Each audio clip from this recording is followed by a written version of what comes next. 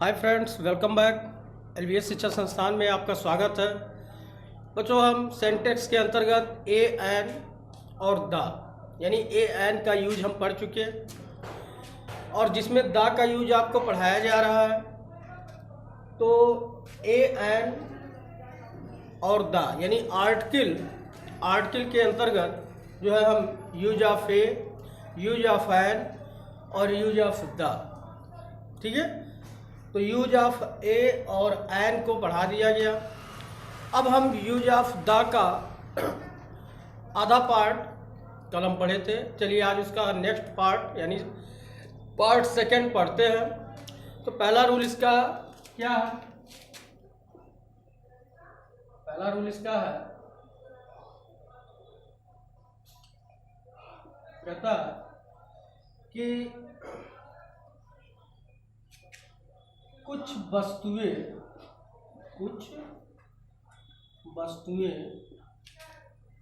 जो संसार में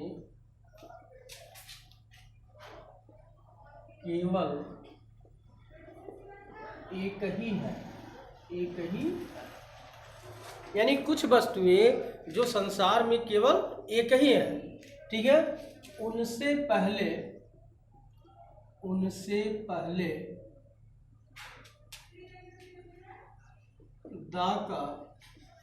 पहले दा का प्रयोग करते, ठीक है। ध्यान दें, बहुत इंपॉर्टेंट पॉइंट है। कुछ वस्तुएं जो संसार में केवल एक ही है उनसे पहले दा का प्रयोग करते हैं, ठीक है। जैसे एग्जाम्पल में देखिए क्या है। एग्जाम्पल में है द सन एक ही है, इसलिए इसके पहले किसका प्रयोग? द मून, ठीक है। फिर हो गया द अर्थ,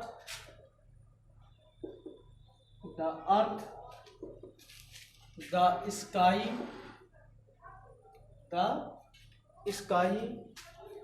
ठीक है। फिर है द इक्वाटर, ठीक है। द इक्वाटर में होता है भूमध्य रेखा। क्या होता है?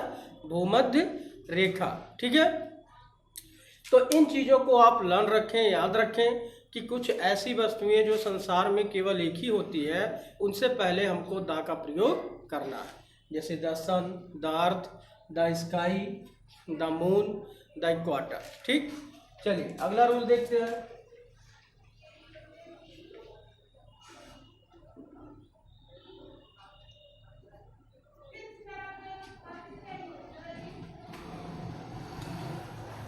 रूल दूसरा कहता है देशों के नामों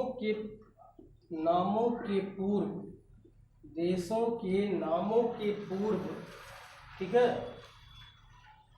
देशों के नामों के पूर्व दा का प्रयोग होने से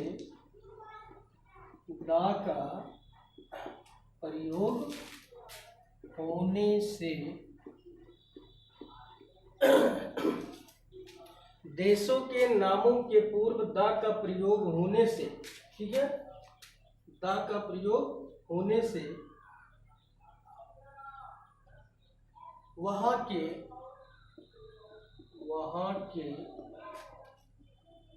व्यक्तियों का बोध होता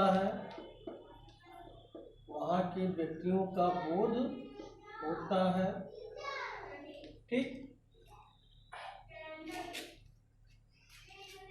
तथा दा का प्रयोग ना होने से, ठीक है, ना होने से उस देश की भाषा का बोध होता है, ठीक। देखिए कहता है कोई भी देश हो, कंट्री, ठीक, तो उस कहता है देशों के नाम के पहले यदि दा का प्रयोग हो गया तो उसका मतलब हो जाएगा कि वहाँ के व्यक्ति। और अगर दा का प्रयोग नहीं हुआ तो मतलब हो गया कि वहाँ की भाषा। ठीक है, जैसे आप देखिए मान लिया लिखा गया द इंग्लिश। ठीक, अब द इंग्लिश, इंग्लिश के पहले हमने द लगा दिया तो इसका मतलब हो गया कि इंग्लिश पीपुल। ठीक है, इंग्लिश पीपुल यानी अंग्रेज। ठीक, क्या हो गया? अंग्रेज। फिर कहता है कि ENGLISH इंग्लिश हो गया। अब इंग्लिश के आगे दा अगर नहीं लगा तो इसका मतलब हो गया लैंग्वेज यानी भाषा। ठीक है, ये चीजें अंतर है, आप ध्यान दें कि कोई भी देश हो उस देश के पहले अगर दा का प्रयोग करते हैं तो इसका मतलब होता है कि उस देश के लोग, और यदि दा का प्रयोग नहीं करते हैं तो मतलब हो जाएगी कि वहाँ की भाषा, लैंग्वेज। ठीक है, चलिए एक आध एग्जाम्पल और देखते हैं। जैसे है द फ्रेंच, तो फ्रेंच का मतलब है द पीपुल ऑफ फ्रांस।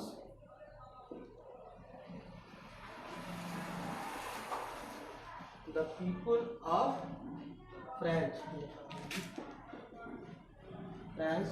ठीक, द पीपुल ऑफ फ्रेंच मतलब फ्रांसीसी।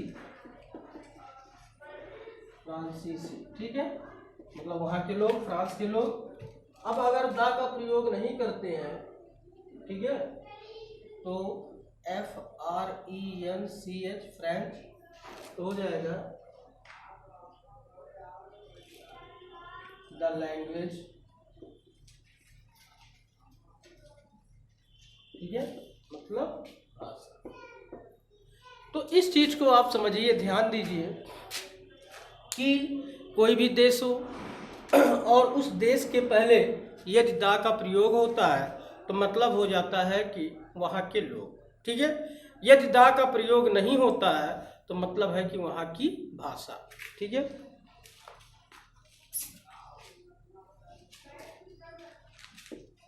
चलिए अगला रूल देखते हैं।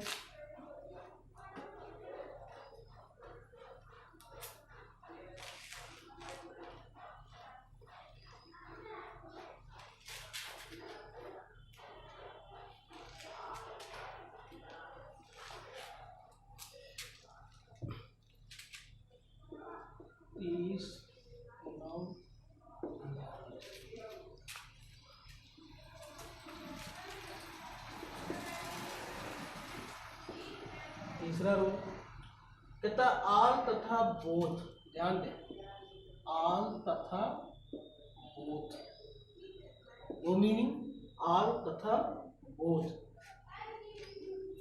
आल तथा बोथ के पश्चात प्रायः दा का प्रयोग किया जाता।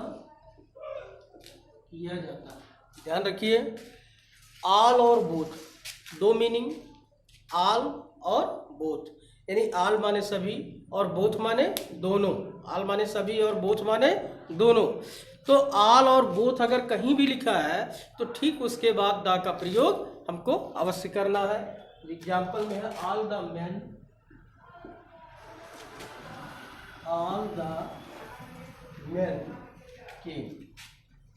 मैन केम, सभी मनुष्य आए। अब देखिए ऑल के पश्चात दा का प्रयोग हुआ है। उसी तरह बोथ का देखिए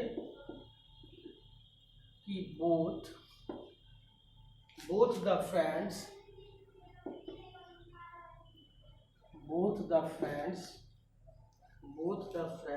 हियर देयर, दोनों मित्र वहां थे। ठीक, तो यहाँ भी देखिए बोथ के बाद दा का प्रयोग हुआ, यानी आपको याद रखना है कि आल तथा बोथ के पश्चात प्रायः दा का प्रयोग किया जाता है। ठीक,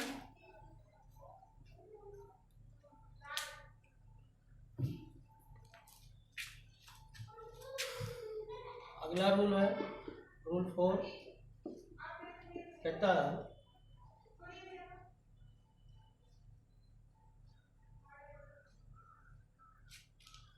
कि SUPERLATIV सुपरलेटिव डिग्री के पहले दा का प्रयोग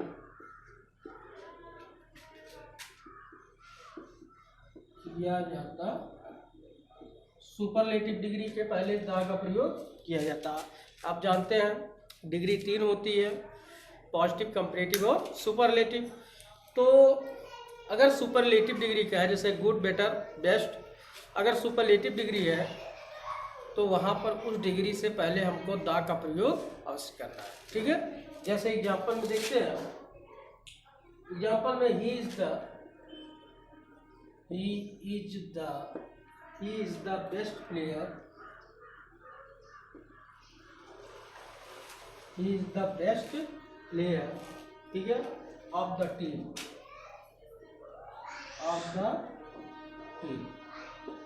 ठीक। अब यहाँ देखिए डिग्री क्या है, बेस्ट, और इससे पहले किसका प्रयोग हुआ, दा का। ठीक, दूसरा एग्जाम्पल देखते हैं, the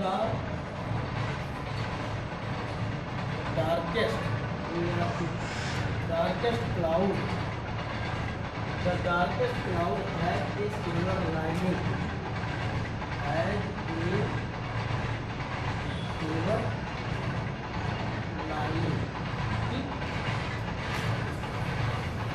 the darkest cloud has a silver lining. अब यहाँ देखिए सुपरलेटिव डिग्री क्या है, EST देखिए पहचान जुड़ा हुआ है, इसका मतलब ये सुपरलेटिव डिग्री है, इसमें भी EST जुड़ा है, इसका मतलब सुपरलेटिव डिग्री है। तो इससे पहले देखिए दा का प्रयोग किया गया, ठीक है। तो नियम यही है कि सुपरलेटिव डिग्री के पहले दा का प्रयोग हमें अवश्य करना है।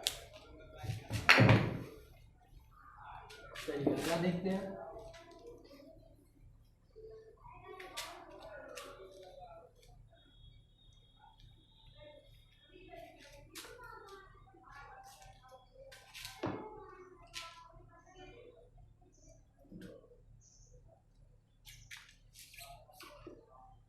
रूल 5 कहता है कुछ मुख्य ऐतिहासिक घटना, कुछ मुख्य ऐतिहासिक घटना, कुछ मुख्य ऐतिहासिक घटनाओं के पहले दा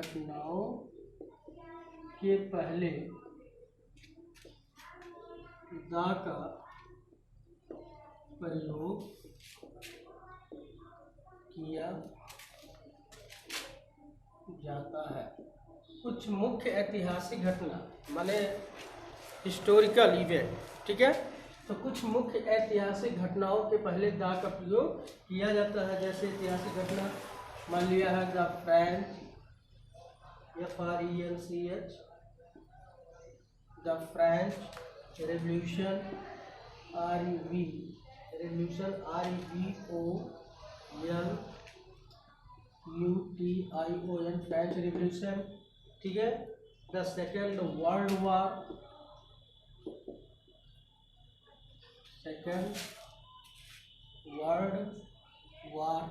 ठीक। The second world war, the independence day, INDEPENDENCE,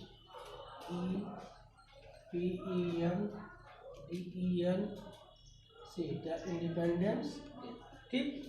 तो इस तरह से कुछ जो है कुछ मुख्य जो ऐतिहासिक घटना है उनसे पहले हमको दा का प्रयोग करना है, यानी the French revolution, the second world war, the independence day, ठीक है।